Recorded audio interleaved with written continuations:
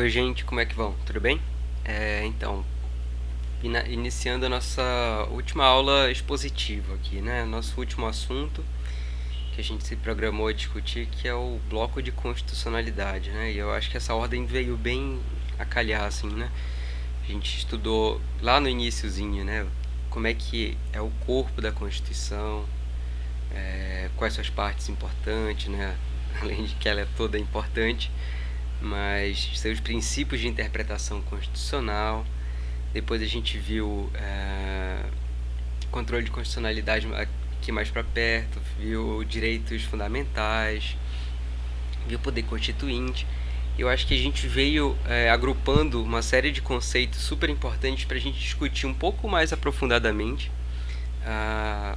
o corpo da Constituição, e aí o bloco de constitucionalidade vem realmente ao encontro do assunto que a gente teve na semana passada, que era o de controle de constitucionalidade. Então, bora entender aqui o que é esse bloco de constitucionalidade, né? O próprio bloco, essa ideia de bloco já nos dá uma ideia, pelo menos a ideia mental, de que é alguma coisa concreta, bem delimitada, que faz parte de uma construção de um todo, né? Então, o que é esse bloco que faz parte do sistema constitucional, né? Quais são esses blocos? Ou será que é um bloco só, né? Será que normas constitucionais devem ser entendidas somente dentre aquelas que compõem o texto constitucional? Então, eu procurei basear essa aula numa tese de doutorado de um advogado de Fortaleza, porque eu achei que ele estava bem mais bem fundamentada, bem escrita, do que outros autores que passaram muito rapidamente sobre esse tema. Posso passá-lo para vocês depois. Então, em que consiste o bloco de constitucionalidade? Esse o autor vem falando para a gente. De acordo com a teoria do bloco de constitucionalidade, as normas constitucionais não se restringem às prescrições de uma Constituição formalmente codificada. O direito constitucional é espalhado por várias fontes normativas alheia à Constituição escrita, em um único texto solenemente documentado. Para se conhecer a ordem jurídica, é necessário ter conhecimento de todas as outras normas constitucionais fragmentadas em documentos variados. Então, ou seja, aqui a gente já quebra a ideia de que norma constitucional é só o que está dentro do corpo da Constituição, dentro do texto da Carta Magna, né? Então, a gente tem outras fontes normativas que são alheias à Constituição escrita, e elas estão fragmentadas. O que nos lembra, principalmente, que a gente estudou sobre a classificação das constituições. Lembram que a gente tem as constituições não escritas, que são basicamente aquelas baseadas nos costumes. Ou seja, se a gente pensar no habeas corpus amendment, Carta Magna de 1215, que formam um corpo de documentos muito importantes para os ingleses, que têm caráter constitucional, muito embora não estejam todos num fichariozinho documentado dizendo essa aqui é a Constituição da Inglaterra. São documentos que ao longo da história foram se mostrando realmente relevantes, porque durante a história foram garantindo a efetivação de direitos e deveres, né? Então, principalmente nesse primeiro momento, né, de direitos para cidadãos e deveres para o Estado, né? Por exemplo, direito do cidadão de ser livre, direito do Estado de obedecer a um devido processo legal. Então é isso. Só para beber uma água. Então a gente observa aqui uma aproximação com a concepção de Constituição não escrita. Lá vem o Carvalho de novo falando pra gente. Aceita-se a existência de uma Constituição formalmente codificada, como a nossa, sem o prejuízo da existência de outras fontes que a gravitação... Na verdade eu escrevi errado aqui. Que gravitarão em torno daquela que permanece com uma posição central, apesar de não existir hierarquia normativa abstrata entre normas constitucionais que compõem o bloco. O que é isso? Está dizendo aqui que, muito embora essa ideia de que teriam textos esparsos que formariam um corpo constitucional, nos dá a ideia de constituições não escritas, é plenamente possível a gente pensar o bloco de constitucionalidade no plano das constituições escritas, como a nossa. Então, mesmo que ela seja formalmente codificada, essas outras fontes elas vão gravitar em torno daquela que é a principal, ou seja, essas normas que vão gravitar pela órbita da Constituição, elas têm que minimamente obedecer às leis da física da gravitação pela Terra, né? Então a gente tem as leis da física que garantem a gravitação, por exemplo, da Estação Espacial Internacional, que está bem em voga aí nas últimas semanas com o voo do pessoal da NASA com a SpaceX. Então as leis da física garantem que aquela estação espacial ela não vai cair, muito embora ela tenha uma propulsão, enfim, fique mantendo ela lá. Mas assim como a gente tem que confiar também que essas normas que vão gravitar ao entorno da Constituição, elas vão estar em conformidade com o que está escrito, com o seu conteúdo, né? Não vão ser normas aleatórias e de cunho autoritário. Elas vão ter que respeitar o que está escrito na Constituição. E aí a gente vem a essa ideia, então, de que se as outras vão gravitar ao entorno da Constituição, a gente tem um documento que ele é superior aos demais, né? Então a gente lembra do que a gente estudou sobre os princípios constitucionais, sobre a soberania da Constituição, né? A gente sabe que a nossa Constituição é soberana e ela vai ser sempre a baliza, ela é o parâmetro de interpretação de todos os outros atos normativos. Entretanto, a própria Constituição prevê a possibilidade de se permitir a existência de normas constitucionais fora do seu corpo. Quando que isso vai acontecer? Vamos lá para o artigo 5º, parágrafo 2º. Os direitos e garantias expressos na Constituição não excluem outros decorrentes do regime e dos princípios por ela adotados. Então, não excluem outros direitos e garantias decorrentes do regime e dos princípios por ela adotados, ou os tratados internacionais em que a República Federativa do Brasil seja parte. E aí vem depois com a emenda constitucional 45, o parágrafo 3º. Tratados e convenções internacionais sobre direitos humanos que forem aprovados em cada casa do Congresso Nacional em 2 turnos por 3/5 dos votos dos respectivos membros serão equivalentes a emendas constitucionais. E aí que a gente já cria um racha louquíssimo entre doutrina e o STF, né? A gente vai conversar daqui a pouco sobre isso. Então, aqui no artigo 5º, parágrafo 2º, originalmente, né?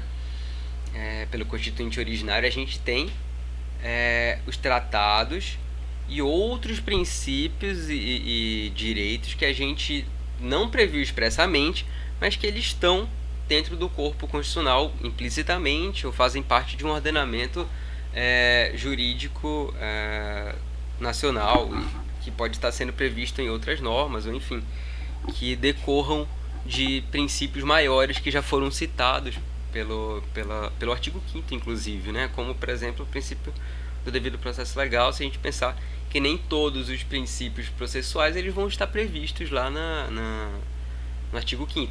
Muitos deles vão estar. Porém, alguns eles vão ser princípios que não são tão citados e que a gente entende somente dentro de determinada matéria, né?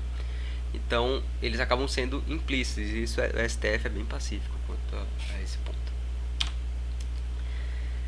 E aí vem aqui até uma citação que eu achei interessante sobre essa noção de constituição periférica. Em síntese, a substância do bloco de constitucionalidade é a existência de normas periféricas que, unindo-se ao texto da Constituição, formam um todo inseparável. Daí falasse também em constituição periférica, ou seja, essas normas periféricas elas acabam se unindo e somando, né, a Constituição, visando garantir direitos, principalmente para o cidadão, né? Então, no que consiste esse bloco de constitucionalidade, né? Apesar de que a Constituição tenha previsto essa possibilidade de outras normas, outros princípios, outros direitos que não tivessem previsto lá, pudessem ser acrescentados, né, essa noção de constitucionalidade, a gente tem algumas alguns rachas, vamos dizer assim, né?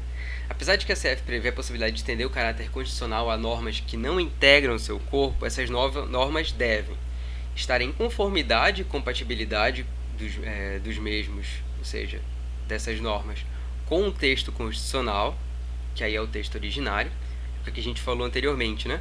Então a gente precisa que elas sejam normas compatíveis, ok. As normas que não estiverem em consonância com a Constituição poderão ser objeto de controle de constitucionalidade, como a gente viu na aula passada. E aí aqui tem os julgados para que, se vocês quiserem, podem consultar depois para ver a ementa, enfim, os votos.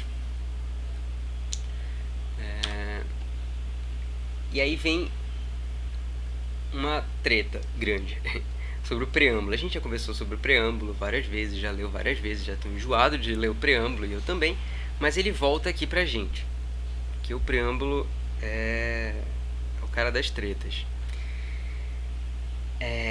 Nessa ADO, essa ADI por omissão, o STF afirmou, como a gente já conversou em outra aula, que o preâmbulo não tem força normativa. Ou seja, não é porque está citando Deus lá no preâmbulo que o Estado brasileiro deixa de ser laico. Nessa ADO aqui era o pessoal do Acre, era um partido que eu não me lembro mais. Estava questionando lá a Constituição do Acre, que não tomou como exemplo a Constituição Federal em citar Deus no seu preâmbulo. E aí o Carvalho, criticando o STF, disse: olha, ao invés do STF dizer que o preâmbulo não se trata, ou pelo menos a parte que falava sobre Deus, não tinha caráter repetitivo, né, obrigatório, ele tirou toda a força normativa do preâmbulo. E aí tem a galera criticando demais o STF, porque a própria Constituição abre a possibilidade de outras normas que não estão no corpo da Constituição terem caráter constitucional. E aí vem o STF e suprime do corpo da Constituição a força normativa do preâmbulo. E aí vem aqui o Carvalho falando: é óbvio que quando qualquer ato normativo que seja avesso aos elementos do preâmbulo, quais sejam Estado democrático, destinado a assegurar o exercício dos direitos sociais individuais, a liberdade, segurança, bem-estar, desenvolvimento, igualdade, a justiça como valores supremos de uma sociedade fraterna, pluralista e sem preconceitos, fundada na harmonia social e comprometida na ordem interna e internacional com a solução pacífica das controvérsias. É o que está lá no corpo. Será nulo por incompatível com a Constituição, mas precisamente poder respeitar o preâmbulo. E aí aqui eu discordo um pouquinho, porque a gente já viu sobre os princípios que norteiam o Estado brasileiro, e alguns desses princípios estão presentes aqui no preâmbulo, sim, mas eu acho muito difícil que o STF julgasse alguma norma inconstitucional por força do preâmbulo, mesmo antes desse julgado. E assim como eles podem mudar de ideia também. Mas eu acho que a fundamentação seria o dispositivo constitucional, não o preâmbulo em si. Então, por desrespeitar o preâmbulo, aqui eu discordo. Conclui o autor que a decisão do STF não deve ser considerada como premissa da ausência normativa do preâmbulo. Ou seja, ele não concorda com o STF, que tirou a força normativa do preâmbulo, e acredita que o preâmbulo deveria ser utilizado como baliza também para a gente poder interpretar as demais normas. Então, a ideia que para esses autores, para o Carvalho inclusive, é que o preâmbulo transmite a vontade do legislador ou o espírito da Constituição, ou seja, é por meio do preâmbulo que a gente deve interpretar as próprias normas constitucionais, porque essa era a vontade do legislador, ou o espírito em que a Constituição foi fundada. É louvável, mas não sei se eu concordo. Sinceramente, me parece um pouco forçado. Se for por isso, a gente vai ter um monte de problema legislativo, porque algumas leis vocês vão ver. Vai ter um preâmbulozinho, e aí às vezes os caras dizem que estão regulamentando o artigo X, Y e Z, e aí, por exemplo, foi revogado, ou eles resolveram tirar e esqueceram de mudar no preâmbulo, e aí fica lá. É uma loucura. Então a gente vai ter várias normas inválidas, ou dizendo que vai regulamentar, no final não regulamenta, e aí o que acontece? Seria uma anomalia. Eu acho que não dá para ser tão radical assim. Mas enfim, essa é a posição de que o preâmbulo poderia ter caráter constitucional, mas que o STF retirou. Emendas à Constituição. Já estudamos sobre emendas, e é aqui ela volta.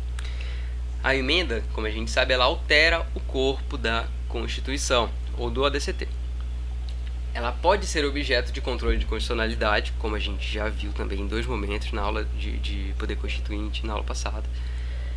Entretanto, os artigos da emenda, do corpo da emenda, que não integram a alteração do corpo constitucional, formam o bloco de constitucionalidade. Como assim? Esse aqui é o corpo da emenda constitucional número 78.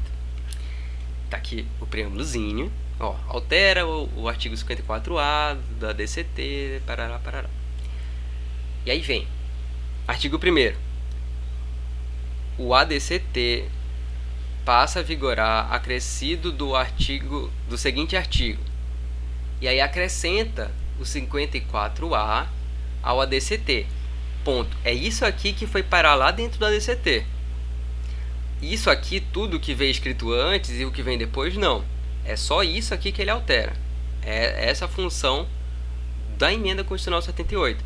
Só que, observa o artigo 2º. A indenização de que trata o 54A, bora ler o 54A para entender também, né? Os seringueiros de que trata o artigo 54 do ADCT receberão indenização em parcela única, no valor de R$25 mil. Merreca, né? Mas enfim. Aí o artigo 2º. A indenização de que trata o 54A da ADCT somente se estende aos dependentes dos seringueiros que, na data da entrada em vigor da emenda constitucional, detenham condição de dependente na forma do parágrafo 2º do artigo 54 da ADCT, devendo o valor de R$25 mil ser rateado entre os pensionistas na proporção de sua cota-parte de pensão. Ou seja, ele orientou a aplicação dos 54. Olha, a indenização de que trata o 54 somente se estende para lá. Ou seja, o artigo 2º da emenda constitucional 78, ele orienta a aplicação do 54A, muito embora ele não integre o corpo do ADCT. Isso aqui não foi alteração do ADCT. A alteração promovida pela emenda foi essa aqui. Então, o artigo 2º, ele valeria aqui como um bloco de constitucionalidade. Deu para entender? Então, as emendas à Constituição, elas integram... a emenda é essa daqui. Ela integra o corpo. Então, ela não faz parte do bloco de constitucionalidade. Ela é a própria Constituição. Só que o artigo 2º, que já me orienta a aplicar o 54A, ele já faz parte do bloco de constitucionalidade, que ele garante direitos e ele não está previsto dentro da Constituição ou do ADCT. Tá ok? Sobre direitos implícitos e decorrentes, que a gente conversou também. Está lá no parágrafo 2º do 5º, né, que a gente leu. Direitos e garantias expressos nessa Constituição não excluem outros decorrentes do regime e dos princípios por ela adotados, ou dos tratados internacionais, parará. Então, como que a gente vai visualizar a existência desses princípios que sequer estão lá no corpo?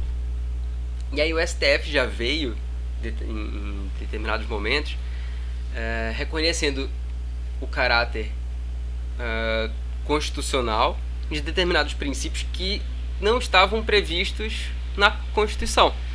Por exemplo, a Constituição vai lá citar o devido processo legal, mas a proporcionalidade e razoabilidade não estavam mencionados. Mas aí o STF disse, olha, proporcionalidade e razoabilidade, eles são corolários do princípio do devido processo legal, eles são decorrentes desse princípio. Então, é óbvio que não dá para ter um devido processo legal na aplicação de uma pena, por exemplo, se a gente não tiver adequando o caso proporcionalmente à norma. A norma, na verdade, é o caso. Então, já reconheceu. Então, essa função de saber identificar, né, onde que estão esses direitos e princípios que não estão expressamente previstos, ele cabe a nós, todo mundo que interpreta a Constituição. Se a gente vê alguma coisa que está faltando, a gente alega, entendeu? E isso é plenamente possível. Dentre esses aqui, eu trouxe um julgadinho do STF, quando reconheceu a união entre pessoas do mesmo sexo. Tá aqui o número do HC, e esse aqui foi a emenda, né?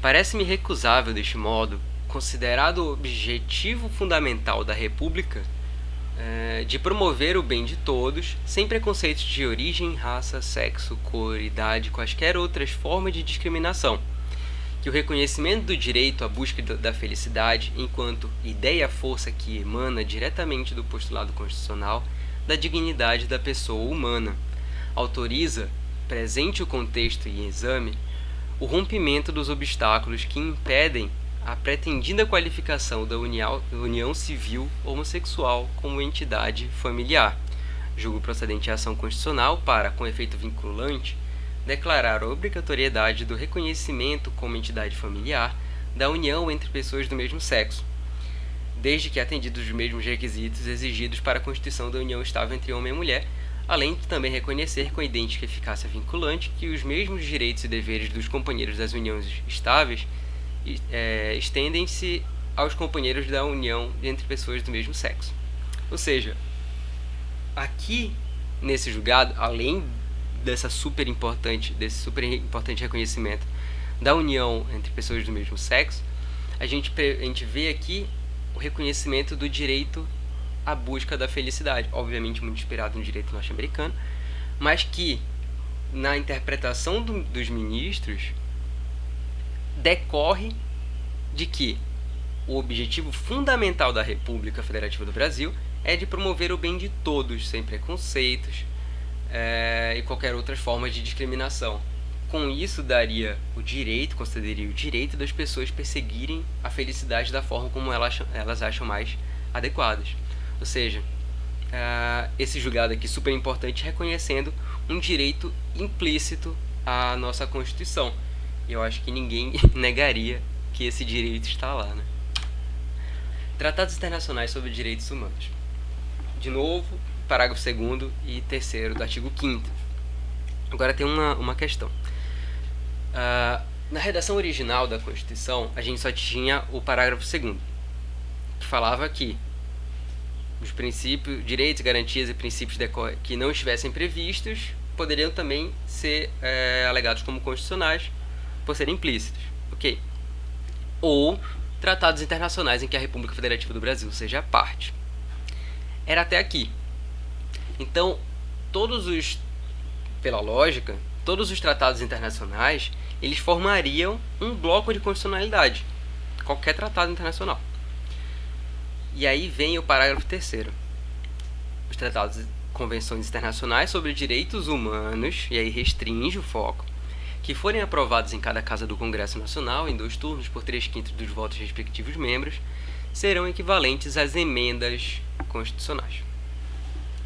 E aí aqui vem a porrada. Por quê? Se antes todos os tratados internacionais eles adentrariam, pela lógica, né? Adentrariam no ordenamento jurídico como bloco de constitucionalidade, né?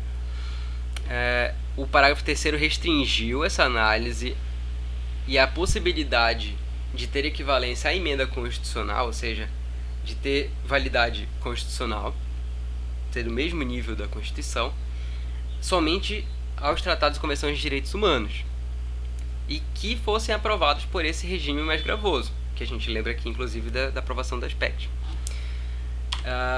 Com isso, a gente tem algumas confusões. O que acontece? Os tratados anteriores... o que o STF decidiu, né? Os tratados anteriores à emenda constitucional número 45, que foi o que adicionou o parágrafo 3º, são supralegais, enquanto que os aprovados conforme o parágrafo 3º serão de patamar constitucional. Ou seja, quando apertaram o STF, ele disse, olha, o que eu acho aqui é que antes da emenda constitucional 45, eles vão ser só supralegais, porque eles não passaram por esse regime mais gravoso aí de aprovação. E os que forem aprovados conforme o parágrafo 3º serão de patamar constitucional, ou seja, somente os direitos humanos, então, aprovados por aquele regime, vão ter patamar constitucional. O restante, normal, é infraconstitucional. E os demais, eles estariam aí nesse limbo, né? Não é nem nível constitucional e nem nível legal. Eles são supralegais, mas estão abaixo da Constituição. Portanto, só comporão o bloco de constitucionalidade os tratados aprovados conforme o parágrafo 3º do artigo 5º. Tá? Então, a gente restringiu. E aí, a defesa do Carvalho, do autor, era de que, inclusive, a emenda constitucional 45, quando acrescentou o parágrafo 3º, ela é inconstitucional. Porque ela contrariou, inclusive, o que disse a Constituição. E aí cabe pano para manga. O que o STF decidiu, já utilizando essa noção toda que a gente estava discutindo, sobre a prisão civil do depositário infiel. Decretação da medida coercitiva e inadmissibilidade absoluta, em subsistência da previsão constitucional e das normas subalternas. Interpretação do artigo 5º, 67, parágrafos 1º, 2º e 3º da CF, à luz do artigo 7º, parágrafo 7º da Convenção Americana de Direitos Humanos. Recurso improvido, ponto. O que foi decidido? É ilícita a prisão civil de depositário infiel, qualquer que seja a modalidade do depósito. O que diz o Pacto de San José da Costa Rica, que a gente já estudou lá em TGP? Lá no 7.7, que é o que ele cita aqui, né? Ninguém deve ser detido por dívidas, ponto. Esse princípio não limita os mandados de autoridade judiciária competente expedidos em virtude de inadimplemento de obrigação alimentar. Então aqui a gente permite a prisão civil para quem não paga alimentos, né? Então ninguém deve ser detido por dívidas.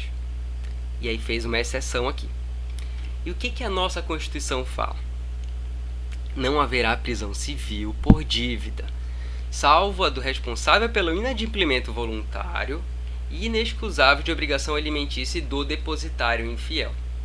Então a gente vê aqui, são redações opostas. Primeiro, aqui a gente diz que só vai ser admitida a prisão da obrigação alimentícia. E tá, aqui a gente também tem. Só que nenhuma outra forma de prisão civil vai ser possível. E a nossa Constituição previu a do depositário infiel. E aí, confrontado esses dois artigos no STF, o STF disse: vamos lá, a gente não vai poder mais prender as pessoas que são depositários infiéis.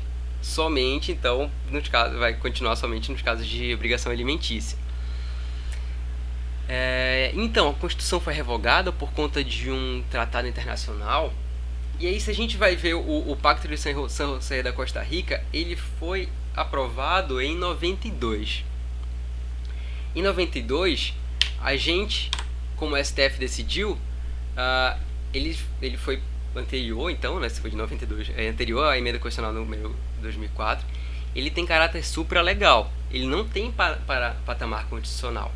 Então, o Pacto de San José da Costa Rica, ele não teria a capacidade de alterar, por exemplo, o texto constitucional, até porque a gente nem prevê essa possibilidade na nossa Constituição. E aí, o que o STF decidiu? Cadê? Onde eu deixei? Tá aqui. Quando a gente for falar... Eu tô me adiantando, porque eu ia falar isso depois, mas vamos falar agora. Quando confrontado sobre isso, disseram: olha, peraí, a Convenção Interamericana de Direitos Humanos, ela tá alterando a Constituição, tá revogando um dispositivo constitucional. E aí o STF, Gilmamente, vem falando aqui. Portanto, diante do inequívoco caráter especial dos tratados internacionais que cuidam da proteção dos direitos humanos, não é difícil entender que a sua internalização no ordenamento jurídico por meio de procedimento de ratificação previsto na Constituição tem um condão de paralisar a eficácia jurídica de toda e qualquer disciplina normativa infraconstitucional com ela conflitante. Olha aqui. Então, tem um condão de paralisar, não é revogar, a eficácia jurídica de qualquer disciplina normativa infraconstitucional com ela conflitante. Então, ela não paralisaria o texto constitucional, somente o infraconstitucional. Continua. Nesse sentido, é possível concluir que, diante da supremacia da Constituição sobre os atos normativos internacionais, a previsão constitucional da prisão civil do depositário infiel não foi revogada pela ratificação do Pacto Internacional de Direitos Civis e Políticos e da Convenção Americana de Direitos Humanos, mas deixou de ter aplicabilidade diante do efeito paralisante desses tratados em relação à legislação infraconstitucional, que disciplina a matéria, incluídos aí vem toda a dispositiva do Código Civil anterior, tendo visto o caráter supralegal desses diplomas normativos internacionais. Ou seja, lembrou aqui que é supralegal, porque vieram antes da emenda. A legislação infraconstitucional posterior, que com eles seja conflitante, também tem sua eficácia paralisada. E aí citou inclusive que com o novo Código Civil ele veio prevendo a mesma coisa. Então, ou seja, os tratados internacionais eles vão paralisar, desculpa, barulho aqui, eles vão paralisar a eficácia jurídica da norma infraconstitucional que conflita com ela, mas não vai revogar nada, eles vão paralisar o efeito. Então, a previsão constitucional ela deixou de ter aplicabilidade porque toda norma infraconstitucional ela deixou de ter eficácia. Ela foi paralisada por força da convenção, muito embora sejam convenções não de caráter constitucional, mas somente supralegal, o que já é muita coisa, mas não é o ideal, né? Então, por isso aqui que a gente, muito embora tenha uma previsão expressa permitindo na Constituição, pela paralisação da norma infraconstitucional, a gente não admite mais a prisão do depositário infiel. E aí a gente chega na súmula vinculante. Também uma inovação trazida pela emenda constitucional número 45, e Carvalho vem falando pra gente. O enunciado da súmula vinculante não cria propriamente um direito constitucional novo, mas aprimora o existente naquilo em que ele é silente ou deixa espaço para complementação hermenêutica sem a qual o preceito constitucional não teria a efetividade esperada. Ou seja, é uma forma de guiar a aplicação e a interpretação das normas. E aí introduziu aqui o 103A. O Supremo Tribunal Federal poderá, de ofício ou por provocação, mediante decisão de 2/3 dos seus membros, após reiteradas decisões sobre matéria constitucional, aprovar súmula que, a partir de sua publicação na imprensa oficial, terá efeito vinculante em relação aos demais órgãos do Poder Judiciário e administração pública direta e indireta, nas esferas federal, estadual, municipal, bem como proceder à sua revisão ou cancelamento na forma estabelecida pela lei, em lei. E aí, continuando o nosso tema aqui, depositário infiel, vem a súmula vinculante 25. Entendendo que as súmulas vinculantes são integrantes do bloco de constitucionalidade, vem a 25. É ilícita a prisão civil do depositário infiel, qualquer que seja a modalidade de depósito. Ponto. Certinho? Então, após os julgamentos, o STF achou por bem editar a súmula vinculante número 25, vinculando, portanto, os demais órgãos do Poder Judiciário e a administração pública direta e indireta na aplicação desse entendimento. Tá bom, gente? Então, voltando aqui, a gente tem como bloco de constitucionalidade as súmulas vinculantes, tratados internacionais sobre direitos humanos, direitos implícitos e decorrentes, os textos das emendas à Constituição, e aí fica a discussão sobre o preâmbulo da Constituição. Tá bom? Então daqui a pouco a gente se encontra e espero que tenha dado para entender bem. Um abraço.